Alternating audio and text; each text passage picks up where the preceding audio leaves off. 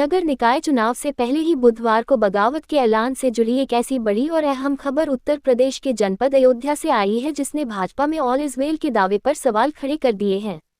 जिले में पिछले काफी समय से भाजपा से महापौर पद के लिए चुनाव लड़ने की तैयारी कर रहे और कई माननीयों के सामने महापौर पद के लिए अपनी दावेदारी पेश कर चुके मित्र मंच प्रमुख शरद पाठक बाबा ने पार्टी की ओर से टिकट न दिए जाने पर अब बगावत का ऐलान कर दिया है। बुधवार को श्री पाठक इसी मुद्दे को लेकर शहर के एक होटल में पत्रकारों से रूबरू हुए और गंभीर आरोपों के बीच उन्होंने बगावत का ऐलान किया। आइए सुनते हैं मित्र मंच प्रमुख श्री पाठक ने क्या कहा। Reporter UP head Amitabh Srivastava के साथ जसवीर सिंह। ये नगर निगम के चुनाव की शुरुआत है। यहाँ पे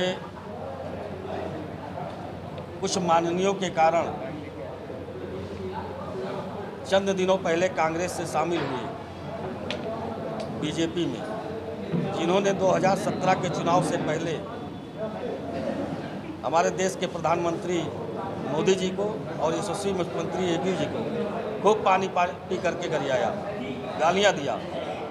उसके बाद उन्हीं का महिमा मंडप किया जा रहा है, जो अत्यंत अशोभनीय है और अत्यंत निंदनीय है। हम लोग इसके विरोध में हैं। जो पार्टी का कार्यकर्ता वर्षों से पार्टी को बनाने में लगा हो, उसको सम्मान ना दे करके दूसरे को सम्मान देना ये किसी प्रकार का औचित्य नहीं है और इसके लिए हम लोग विरोध कर रहे हैं। विरोध स्वरूप हमने अपनी पत्नी अनीता शरद पाठक बाबा का नामांकन दाखिल कराया और इसी प्रकार पार्षदों के टिकट के वितरण में भी हुआ है। लोग यहाँ पे जो बैठे हैं, कोई 25 साल का कार्यकर्ता है, कोई 15 साल का कार्यकर्ता है, कोई 10 साल का कार्यकर्ता है, लेकिन उनको भी सम्मान नहीं दिया गया।